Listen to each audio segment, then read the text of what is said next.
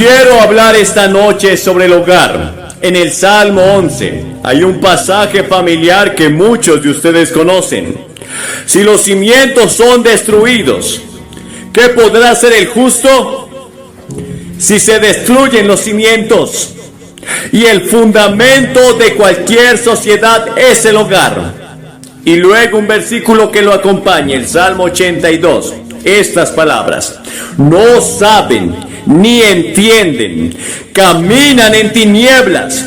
Todos los fundamentos del mundo están fuera de su curso. ¿Acaso no se parece a nuestros días? Todos los cimientos de la tierra están fuera de su curso y caminamos en oscuridad. Estamos tropezando. Jesús dijo: yo soy la luz del mundo, y Él puede traer la luz. Ahora, hay alguien con quien he tenido el privilegio de compartir casi 42 años. Ella es la madre de mis 5 hijos. Ella es la abuela de mis 16 nietos. Ella está en la plataforma. No pudo estar aquí la mayor parte de la misión de Inglaterra el verano pasado, porque estuvo entrando y saliendo del hospital, nada terriblemente grave, excepto que tuvieron que colocarle una cadera nueva y tuvieron que operarle el esófago, porque bueno, hace varios años estaba arreglando un columpio para mis nietos y se cayó de un árbol y se rompió varios huesos desorientándose por dentro. Ahora está bien, por primera vez en mucho tiempo, y todavía tose un poco. Le pregunté si diría una palabra, y está un poco nerviosa por la posibilidad de toser, y si lo hace, espere. Tiene algo más que decir después de eso. Entonces voy a pedir a Ruth que venga. La gente, muchos periodistas me preguntan: ¿quién es el cristiano más grande que he conocido? Siempre respondo: Ruth. Ella es la cristiana más grande que he conocido. No, pero los cristianos felices y solidarios han sido parte de mi herencia. En 1916, mis padres aterrizaron en Shanghái, China, y pasaron los siguientes 25 años de su vida sirviendo al pueblo de China como médicos misioneros. No fue fácil. Eran tiempos difíciles, con guerras, enfermedades, bandidos, inundaciones, hambrunas. Y sin embargo, a causa de ellos, nunca supimos que era el miedo. Diariamente en el hogar habían oraciones familiares, con himnos, lecturas de la escritura y oraciones. Fuimos disciplinados con amor, fuimos entrenados cuidadosamente. Pero mamá y papá no solamente la enseñaron, sino que la vivieron. Y como consecuencia, cuando era niña, fue fácil entregar mi corazón al Señor Jesús. Luego vinieron a Estados Unidos y tuvimos la dicha de vivir a su lado durante los últimos 25 años de sus vidas. Y gracias a su ejemplo cristiano, nuestros 5 hijos quedaron tremendamente influenciados, en buena parte gracias a ellos. Ellos también entregaron su corazón al Señor Jesús. Recuerdo el último año de su vida. Papá fue elegido moderador de una iglesia. Ahora bien, él tampoco se encontraba bien en ese momento y mi madre había sufrido un derrame cerebral y estaba en silla de ruedas. Pero una mañana bajé a ver cómo estaba y papá estaba de rodillas frente a mamá, ayudándola a poner sus medias. Y él me miró por encima de sus lentes y dijo: ¿sabes? Estos son los mejores años de nuestra vida. Cuidar a tu mamá ha sido el mayor privilegio de mi vida. Y la cuestión era que lo decía en serio. Entonces, doy gracias a Dios esta noche por un hogar cristiano y por lo que ha significado para mí y para nuestros hijos. Y si no ha tenido un hogar cristiano, pueden darle a sus hijos un hogar cristiano. Y si tus hijos ya son mayores y se han ido de casa, pueden volver a comprometer tu vida con Cristo y buscar algún otro joven que te ayude. Dios te bendiga esta noche. Gracias.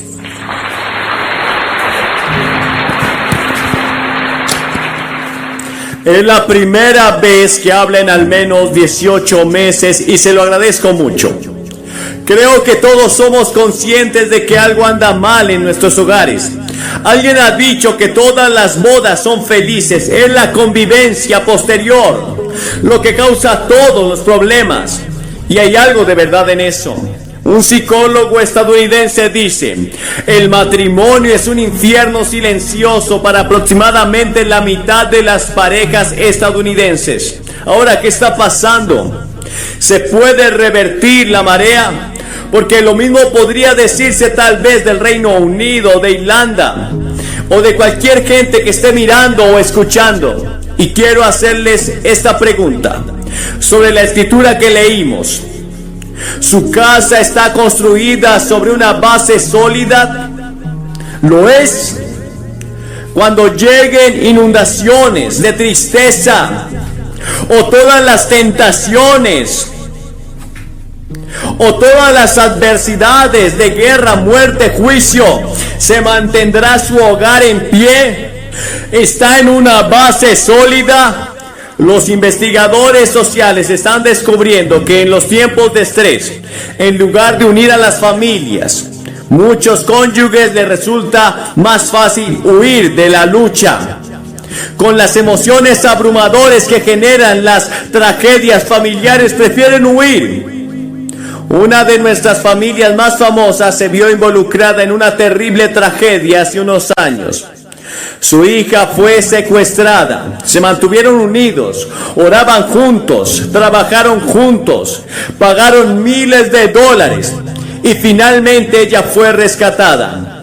Después de aproximadamente unos 2 años, pero poco después de que ella regresara a casa, se divorciaron.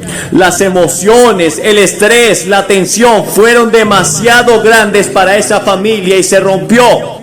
Ahora el apóstol Pablo estaba ministrando en Corinto, que era una ciudad hedonista, una ciudad pagana, una ciudad inmoral. Y él dijo esto: cada uno mire cómo edifica, porque nadie puede construir otro fundamento que el que ya está puesto, que es Jesucristo. Si construye su hogar sobre Jesucristo, los problemas del hogar disminuirán mucho y es posible que los problemas del divorcio nunca lleguen. En una encuesta realizada en los Estados Unidos, descubrimos que cuando en un hogar hay lectura de la Biblia, oración y asistencia a la iglesia, solo tenemos un divorcio de cada 300 matrimonios. Pero el promedio nacional es casi 1 de cada 2. Eso es lo que indica que si edificamos sobre Cristo, esa es la respuesta al quebrantamiento del hogar hoy. Ahora bien, Cristo nació en un hogar terrenal. Vivió bajo disciplina de sus padres. Su primer milagro se realizó en una ceremonia nupcial. El padre de Cristo murió cuando él era joven todavía. No se menciona en las escrituras después de 12 años de edad que tenía Jesús. Entonces tal vez Jesucristo, siendo el hijo mayor, era el sostén de la familia, no lo sé. Pero él conocía todos los problemas del hogar. Y una de sus bendiciones favoritas era entrar en una casa.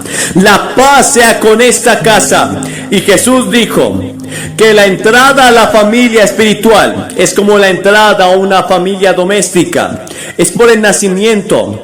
Dijo que debes nacer de arriba, debes nacer de nuevo, nacer de la familia de Dios. Naciste en la familia actual en la que vives o en otra familia pero también debes nacer en la familia de Dios si quieres llegar al cielo.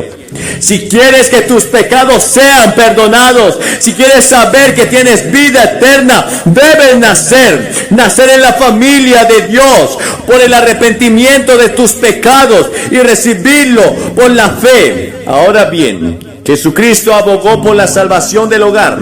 A Zaqueo le dijo: hoy ha llegado la salvación a tu casa. Y cada vez que sanaba o salvaba a alguien, su primera preocupación era que regresara a su casa y le contara a su familia. Algunos quisieron seguirlo desde ese día, pero él dijo: no, ve y díselo a tu familia, vuelve y díselo a tu comunidad, ve y díselo a los demás. Para el hombre poseído por el demonio restaurado, su orden fue: vuelve a tu casa y muestra cuán grandes cosas ha hecho Dios por ti. Y tal vez algunos de ustedes aquí esta noche, simplemente embarcándose en su vida matrimonial juntos, tal vez estén aquí en una luna de miel, no podrían darse un mejor regalo, no podrían darse un mejor regalo de bodas que el que se hizo una pareja joven la otra noche aquí en este estadio. Se acababan de casar y lo primero que hicieron fue venir al estadio. Se presentaron y entregaron juntos sus vidas a Cristo y dijeron: queremos comenzar nuestra vida matrimonial con Cristo. Eso podría pasar esta noche. Quizás hayas estado casado 20 años, 30, 10, lo que sea, pero nunca lo has hecho. Ahora es el tiempo, es el momento. Recuerden, Dios realizó el primer matrimonio. Adán y Eva tuvieron un matrimonio ideal. Adán no necesitaba oír de todos los hombres con que Eva podría haberse casado, y ella no necesitaba oír hablar de la forma en que cocinaba su madre. Si hacemos caso omiso de las sugerencias y las normas de Dios para el hogar, corremos el peligro de terminar como un verdadero fracaso. Sin embargo, muchas personas se muestran reacias a asumir un compromiso. El amor físico no es suficiente. Es el compromiso el que traspasa los momentos difíciles. Cuando te casas, te comprometes de por vida.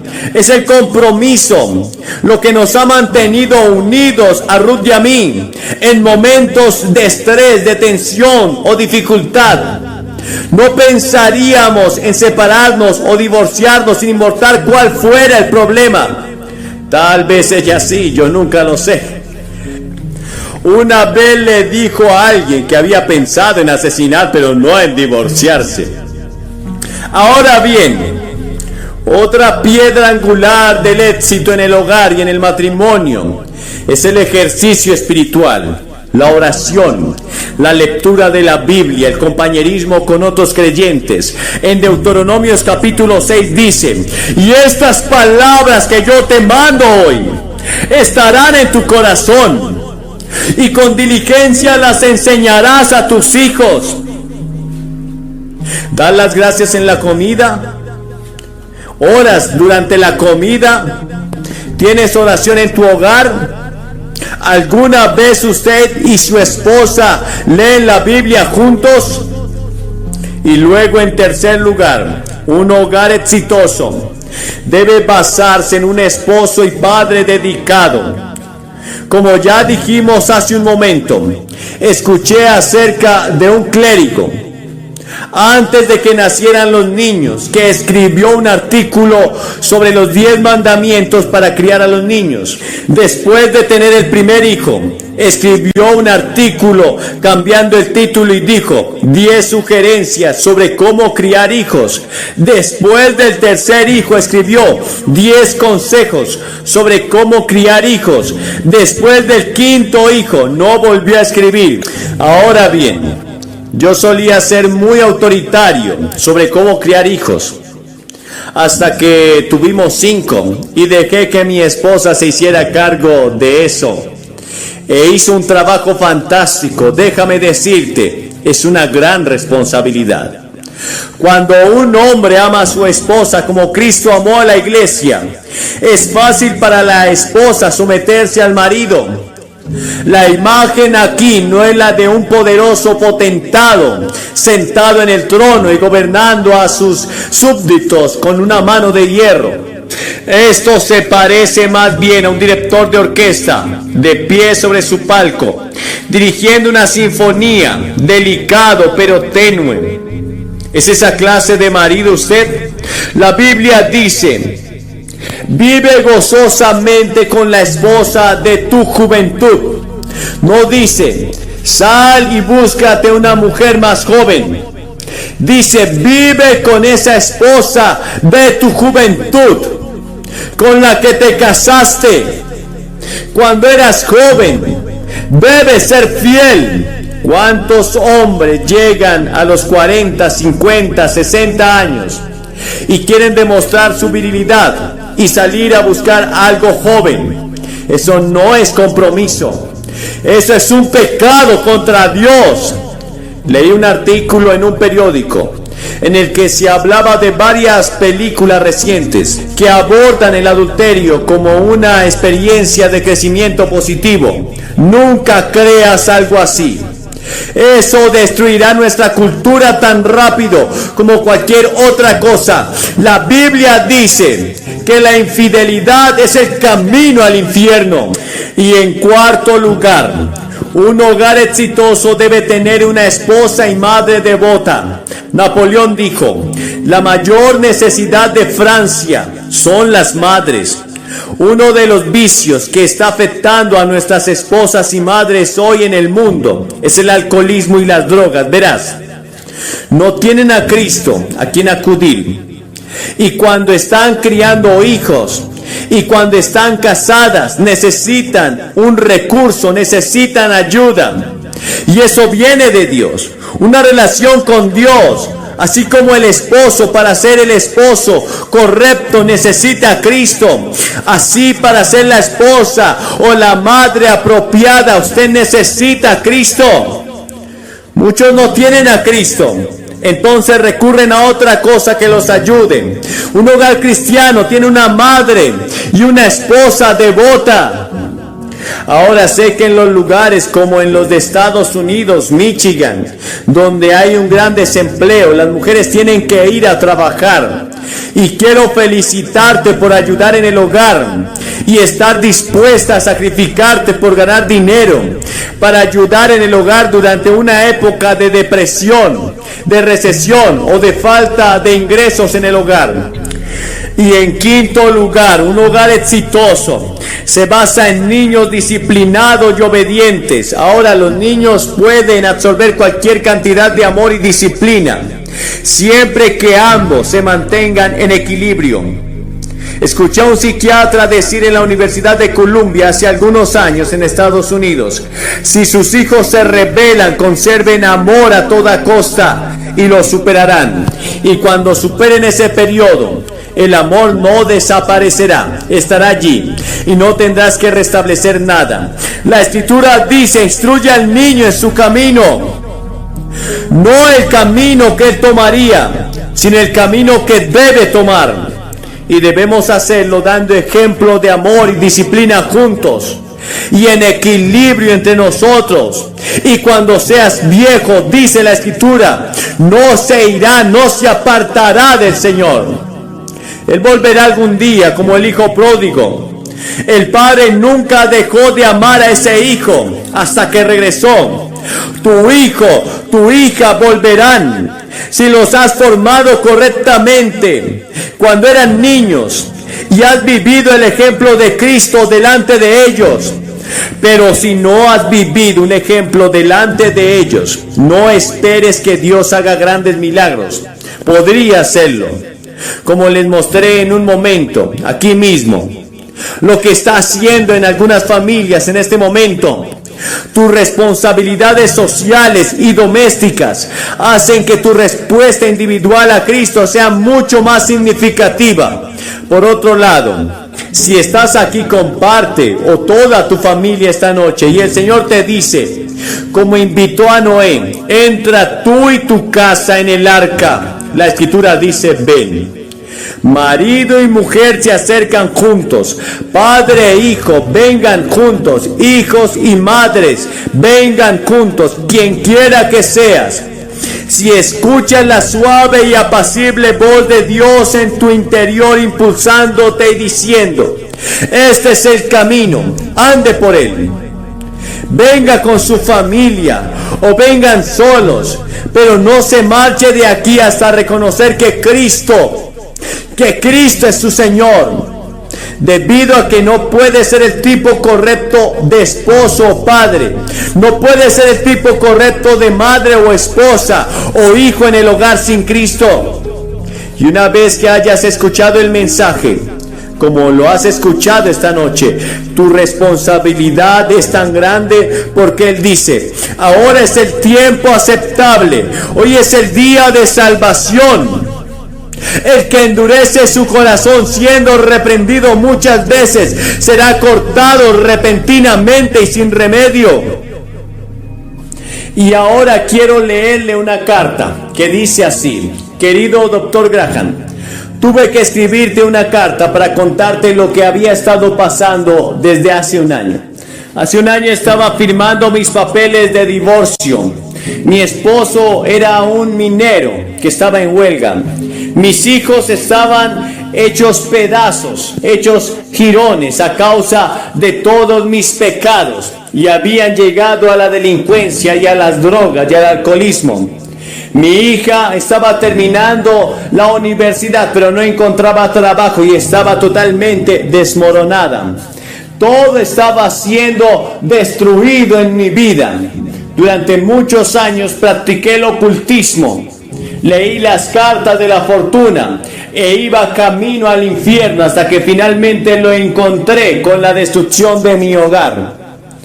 Pero un día mi esposo vio pasar un autobús con un letrero que decía, este es Billy Graham y vale la pena escuchar el mensaje de Jesucristo.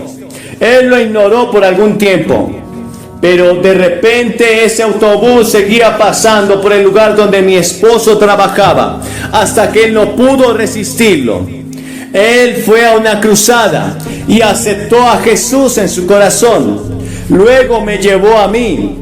Yo estaba tan irritada, no podía creer lo que estaba haciendo. Yo creía que era algo estúpido, pero esa noche el Señor me habló, rompió mi corazón. Él habló a mi vida y entró en mi corazón, nací de nuevo. Fuimos todos bautizados. Y la semana pasada mi hija aceptó a Cristo y fue bautizada también. Esta es una familia. Y tenemos cientos de decenas de cartas similares de la misión el año pasado. ¿Qué está pasando contigo? Voy a pedirte que vengas esta noche. Dices, ¿qué tengo que hacer? Voy a pedirles que hagan lo que hemos visto hacer a miles de personas. Voy a pedirte que te levantes de tu asiento, que vengas y te pares frente a esta plataforma y digas, soy un pecador, necesito a Cristo. Quiero que Él venga a mi vida, lo quiero. Quiero que Él entre en mi casa. Estoy dispuesto a entregarme y a comprometerme totalmente sin reservas a Él. Pero ¿por qué le pido a la gente que se presente públicamente? Porque cada persona a la que Jesús llamó, la llamó en público. Él lo llamó públicamente. Él dijo, si no quieres reconocerme públicamente delante de los hombres, yo tampoco te reconoceré delante de mi Padre que está en los cielos. Hay algo en hablar así públicamente que lo hace real, genuino en tu vida. Así que te voy a pedir que te levantes ahora mismo y vengas. Si vienes desde lo alto te tomará 2 o 3 minutos. Por eso comienza ahora mismo. Y ustedes por aquí, por todos lados en el estadio, levántense y vengan. Nosotros vamos a esperarle para que usted entregue su vida a Cristo. Tal vez vengan familias enteras, tal vez maridos y esposas, novios. Solo levántese y vengan. Te esperamos ahora mismo. Vengan rápidamente. Ustedes que están mirando por televisión, pueden hacer su compromiso ahora mismo.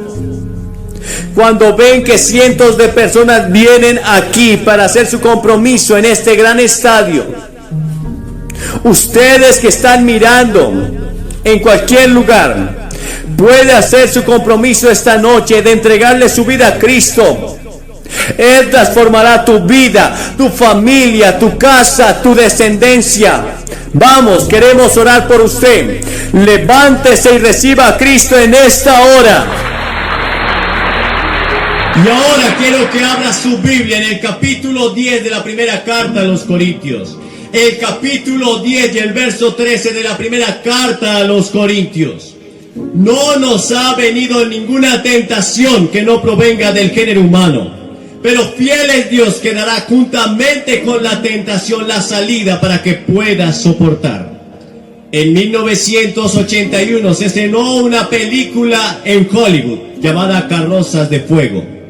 La historia trataba sobre Eddie Little, un hombre que tuvo la capacidad de decir no, que se autodisciplinó y que en aquellos juegos de 1913 le dijo no hasta el príncipe de Gales.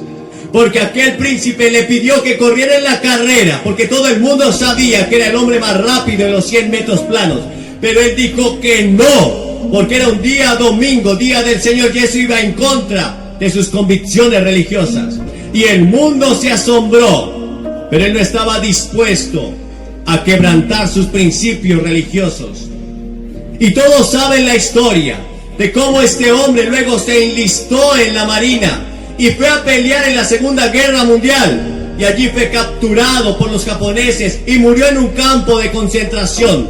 Pero fue la alegría de todos, porque este hombre era un hombre lleno de Dios, que tenía su voluntad a plomo con el Señor para decir no a lo que el mundo ofrecía. No estaba dispuesto a vender sus principios. Yo quiero hablarles acerca de algunos jóvenes en la Biblia que tuvieron la capacidad, el autocontrol y el criterio para decir que no, aún bajo amenaza de muerte. Y del primer joven que quiero hablarles esta noche es de Moisés.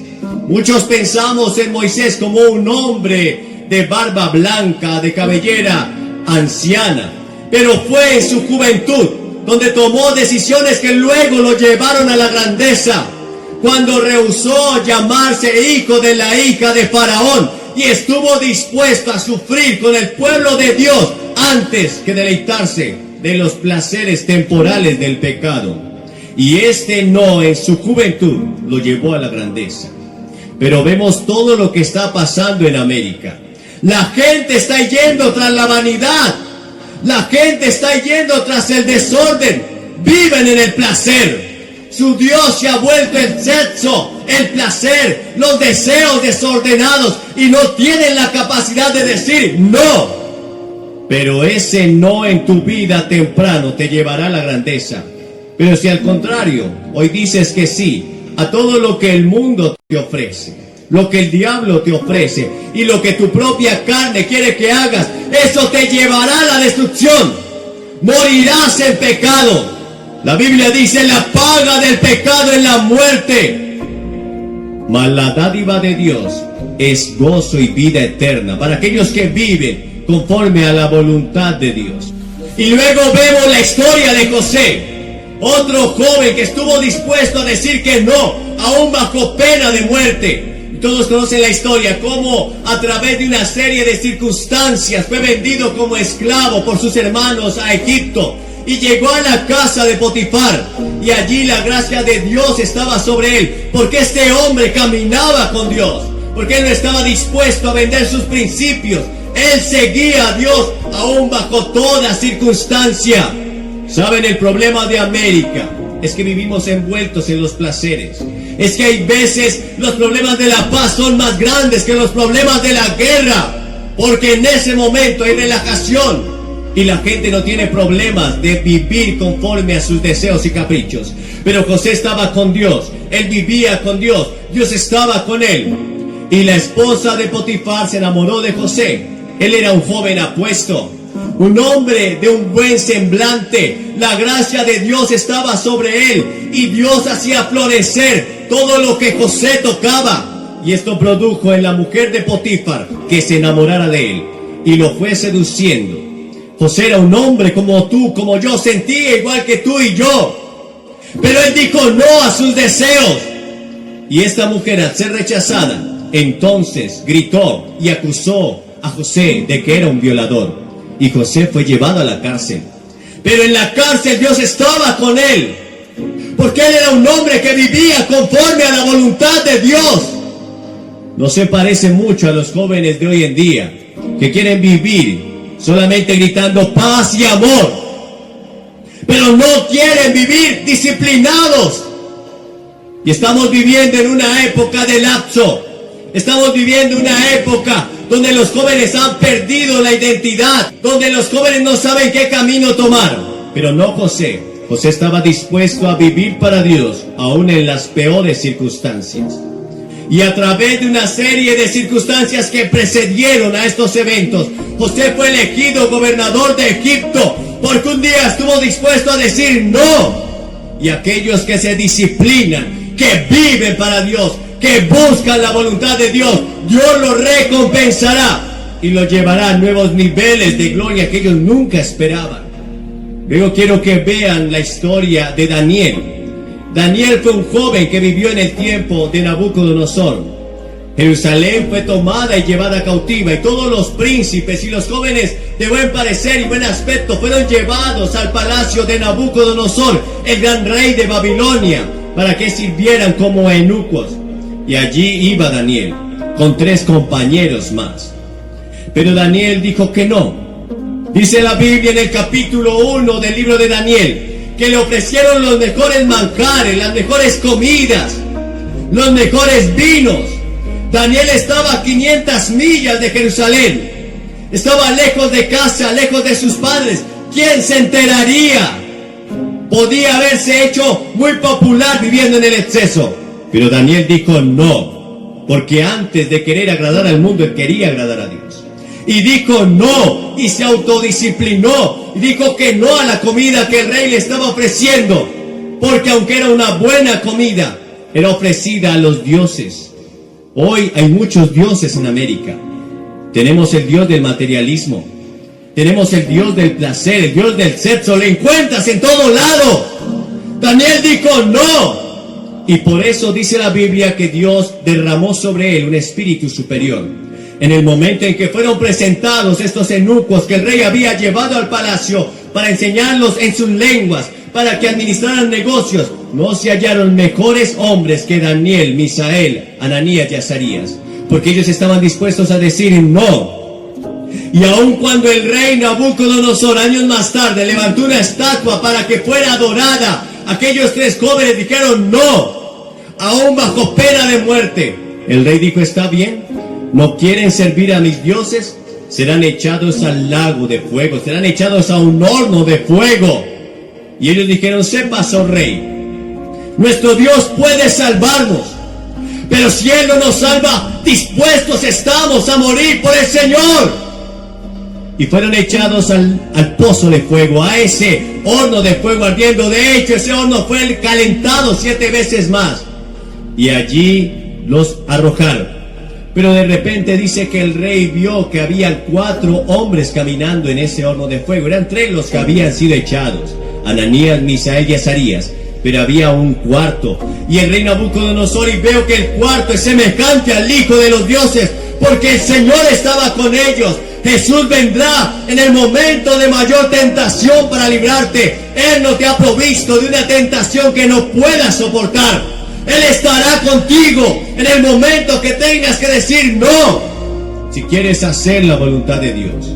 Y estos jóvenes salieron victoriosos porque dijeron que no.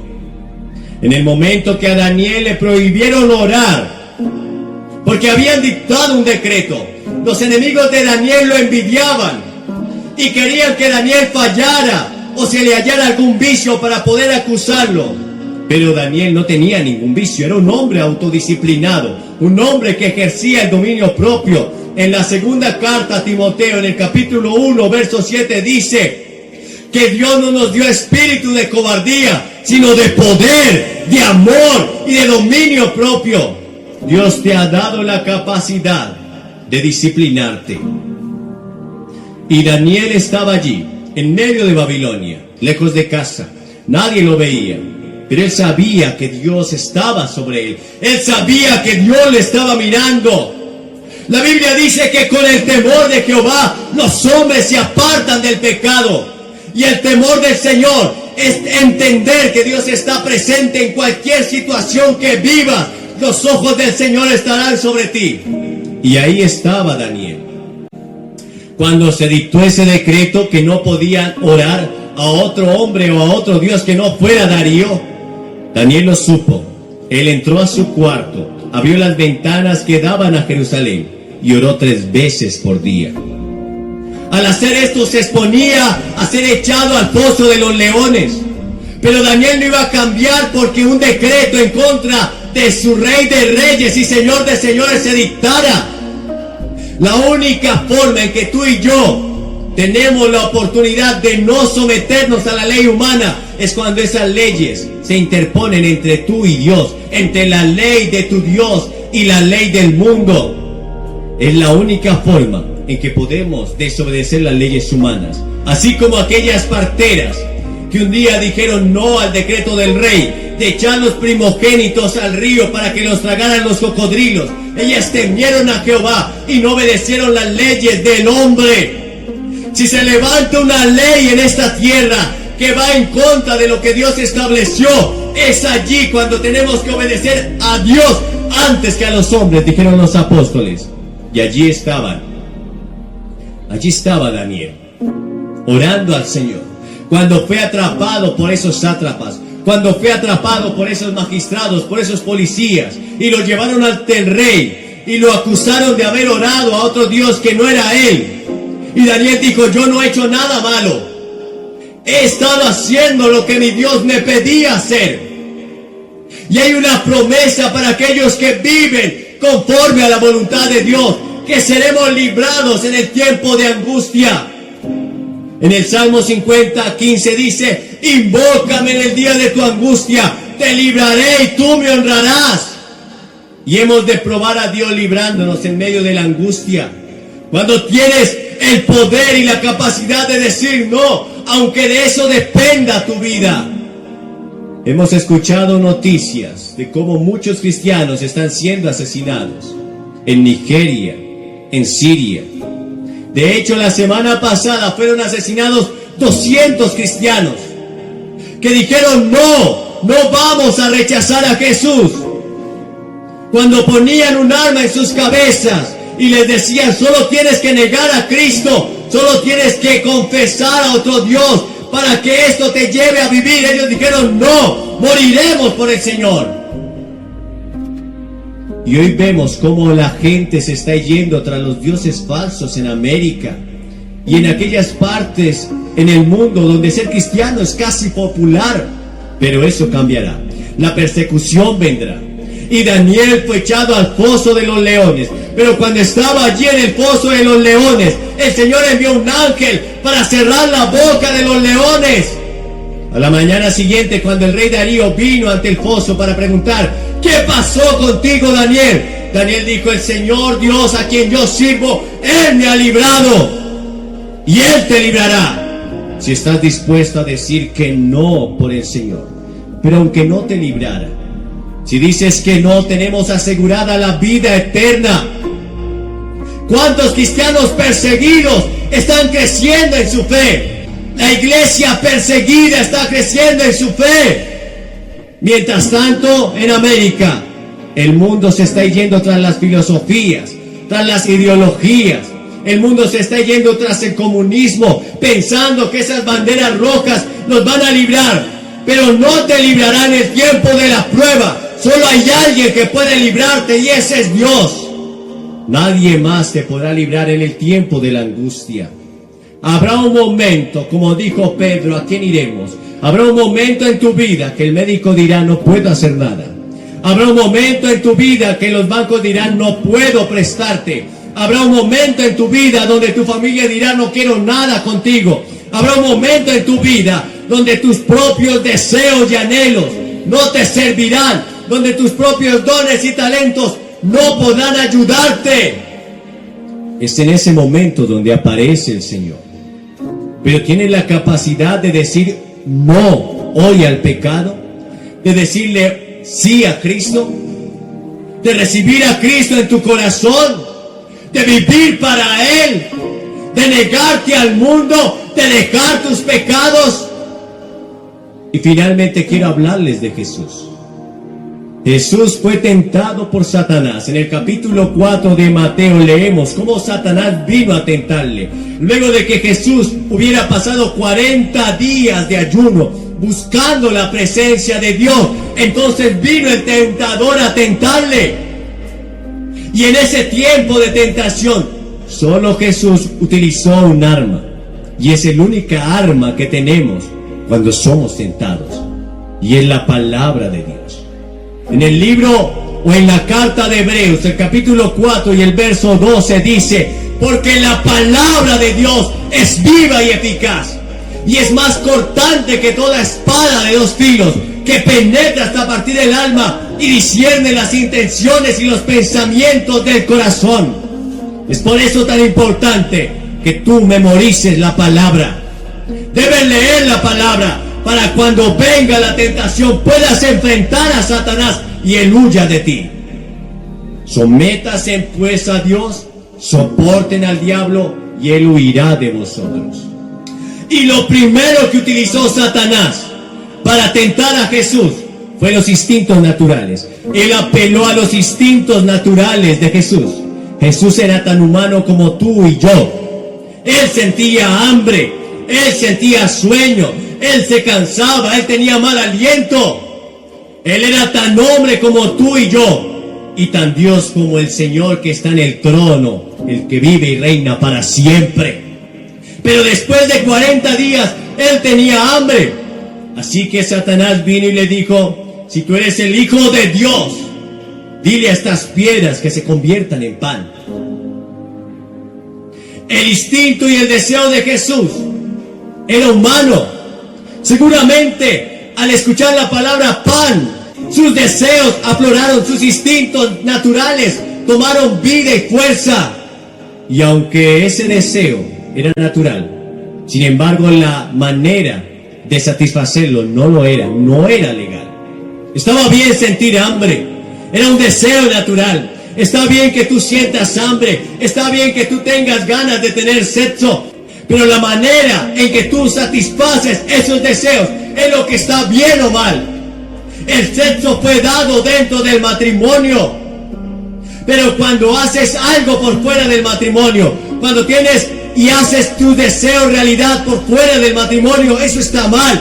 Eso se llama fornicación. El sexo fue un regalo de Dios dentro del matrimonio. Y la familia que Dios creó es hecha solamente de un hombre biológico y una mujer biológica. Lo demás es abominación delante de los ojos de Dios. Y allí estaba Jesús, mirando esas piedras. Tenía el poder de convertirlas en pan. Pero no era lo que el Señor lo mandó a hacer. No era lo que su Padre le había encomendado a hacer. Oh, sí, la gente tiene hambre en el mundo. Podía solucionar el hambre del mundo, pero ese no era el propósito de Jesús en la tierra. Él vino a morir por ti en esa cruz. Él vino a salvarnos de nuestros pecados. Y si Él hubiera cedido a esa tentación, tú y yo no tendríamos salvación. La gente debe entender que somos peregrinos en esta tierra. La gente debe entender que vamos de paso, camino hacia el cielo. Y ese camino se llama Jesús. No hay más caminos. El único camino es Jesús. Él es la puerta de la salvación. No hay otro camino. La religión no te puede salvar. La filosofía no te puede salvar. Solo Jesús tiene vida eterna para ti. Y Él la ofrece en esta hora. Y es gratis. La segunda tentación que el diablo le tendió a Jesús fue llevarlo sobre el pináculo del templo. Y le citó las escrituras en el Salmo 91:12. Le dijo: tírate del templo y échate del templo, tírate abajo, porque vendrán los ángeles del Señor a tomarte en sus manos, y entonces todo el pueblo creerá. Y había una leyenda por aquel tiempo, y aquellos judíos creían que el Mesías iba a descender de la cúpula del templo que había levantado Herodes. Y Jesús dijo: oh sí, será un gran espectáculo. Lo será, dijo Satanás. Pero ese no era el medio por el cual deberían creer y conocer a Jesús. ¿Sabes? Dios estableció un camino para acercarnos a Él, y en la fe. Hebreos 11:6 dice: pero sin fe es imposible agradar a Dios, porque es necesario que el que se acerca a Dios crea que le hay y que Él es galardonador de los que le buscan. Solo hay un camino para acercarnos a Dios, y es tu fe. Todo el mundo hubiera creído bajo ese gran espectáculo, los ángeles del Señor viniendo a tomar a Jesús para que no tropezara en piedra. Pero Dios estableció un camino para acercarnos a Él, y es tu fe. ¿Tienes tu fe puesta en Jesús? ¿Tienes tu fe puesta en Dios? Él dijo: tened fe en Dios. Tu fe debe estar puesta en Dios, no en lo positivo, no en las filosofías huecas, no en el sistema americano ni en la economía. Tu fe debe estar puesta en Jesús. Y luego la tercera tentación. Satanás lo llevó sobre un monte muy alto y le mostró todos los reinos de la tierra, la gran Babilonia, las grandes pirámides de Egipto. Le mostró la ciudad de Nueva York. Le mostró a China, a Francia, el imperio grecorromano. Podía ser el rey de todo. Y claro, del Señor en la tierra y su plenitud. Un día Él reinará sobre toda esta creación. Pero ese no era el medio. Satanás le dijo: arrodíllate solo una vez delante de mí, y todo esto te daré, porque a mí me ha sido entregado. ¿Saben? Eva y Adán perdieron el paraíso y fue entregado a Satanás. Le pertenecía. Satanás es el príncipe de este mundo. Él es el Dios de este siglo.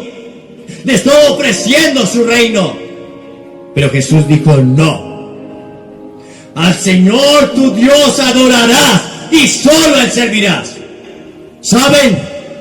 Muchos le están sirviendo de balde al diablo, tan solo por nada. Jesús nos dijo que Él no tenía poder de dárselo, pero al final todo vendrá a traer muerte y destrucción. Hoy tienes que tomar una decisión. Si dices no al pecado, no al mundo, no a los placeres que te está pidiendo tu cuerpo, si dices no a lo que te ofrece este tiempo, pero le dices sí al Señor, ¿has tomado tu decisión? Alguien dirá: ¿qué debo hacer? Tienes que hacer tres cosas. Primero, debes arrepentirte de tus pecados. Verán, todos somos pecadores. Todos hemos quebrantado las leyes morales de Dios. Tú has mentido, yo he mentido. Entonces eres un mentiroso, y los mentirosos no tendrán parte en el reino de Dios. Tú has mirado a una mujer con codicia, entonces eres adúltero de corazón, y te tendrás que enfrentar un día a un Dios que es santo, a un Dios que te juzgará por los 10 mandamientos. El día que te enfrentes ante ese Dios, serás culpable o inocente. Indudablemente seremos culpables, a menos que aceptes a Cristo, a menos que aceptes el sacrificio en la cruz por ti, porque la paga del pecado es la muerte, mas la dádiva de Dios es justicia eterna. Todos hemos nacido en pecado, pero para esto apareció el Hijo de Dios, para deshacer las obras del diablo. Arrepentimiento significa cambiar de dirección. Vas en dirección opuesta. Dejas tu vida de pecado y te vuelves a Dios. En segundo lugar, debes poner tu fe solo en Jesús. Cuando me subí a esta plataforma, no pregunté de qué material estaba hecho. No pregunté si la habían probado antes. Simplemente me subí a esta plataforma. Eso se llama fe. Tienes tu confianza puesta en Él. Entregas tu vida a Él, como aquel niño que confía que su padre lo va a llevar en la tormenta. Tu fe puesta en Jesús, solamente en Él. No en tu justicia, no en tus sacrificios, no en tu buena voluntad. no porque hagan lo correcto. Verás, la Biblia dice que todas nuestras justicias delante de Dios son como trapos de inmundicia. No hay ninguna justicia humana que pueda satisfacer la justicia de Dios.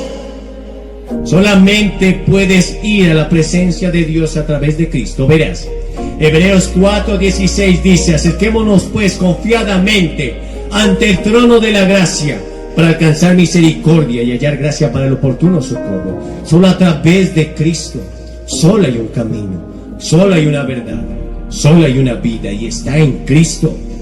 Y en tercer lugar, debes hacer tu fe pública. Verás, todas las personas a las que Jesús llamó en el Nuevo Testamento, excepto Nicodemo, vinieron a él en público. Jesús dijo: si no estás dispuesto a confesarme delante de los hombres, tampoco yo te confesaré delante de mi Padre que está en los cielos. Debes pararte ante esta plataforma y decir: yo acepto a Cristo, yo recibo a Cristo en mi vida. Debes confesarlo públicamente, dar testimonio. No te puedes avergonzar de Cristo, porque Él no se avergonzó de ti. Él colgó en una cruz frente a la chusma delirante, sufrió los esputos del pueblo, fue golpeado, herido. El látigo romano cayó sobre él, desfigurado, le arrancaron la barba. Pero Él sufrió por ti y no se avergonzó de llamarse tu Dios. No se avergüenza de llamarse tu amigo. No se avergüenza de llamarte tu Padre. Te levantas y vienes por fe. Es tan sencillo ser salvo que muchos tropiezan con la sencillez. Él no te está pidiendo tus riquezas. Él no te está pidiendo que hagas grandes proezas. Lo único que pide es que pongas tu fe en Él. Te levantas y vienes. No importa en qué lugar de este estadio estés. Te levantas y vienes. Y el Señor hará una fiesta grande por ti. A aquellos que tienen la capacidad, el deseo y toman la decisión de decir hoy no a Satanás, no al mundo, no a sus deseos, pero sí a Cristo, ellos van a recibir salvación y vida eterna. Y si tú estás viendo este video en esta hora, y no importa si estás en el lobby de un hotel, quizás estás en un bar, quizás estás en un avión, pero sabes que Cristo te está hablando. Sabes que esta palabra está tocando tu corazón. Y si fuera el último día que estuvieras sobre esta tierra, ¿estás listo para encontrarte con Dios? El Señor dice: prepárate para encontrarte con tu Dios. ¿Estás listo para encontrarte con Dios? ¿Estás listo para decir hoy sí a Cristo? ¿Estás listo para estar en la presencia del Señor ahora mismo? La salvación es instantánea. Sin embargo, Él trabajará todos los días en tu vida, cada día de ahora en adelante. Serás salvo en un abrir y cerrar de ojos, pero Él seguirá trabajando en ti. Él te ayudará a vivir la vida cristiana. No importa lo que estés haciendo, toma tu decisión hoy por Cristo. Tú sabes que tus deseos, tus anhelos y el no vivir conforme a la voluntad de Dios han traído destrucción, muerte, ruina en tu vida. Pero hoy todo puede cambiar, tan solo si aceptas a Cristo en tu corazón. Solamente ven, te estaremos esperando.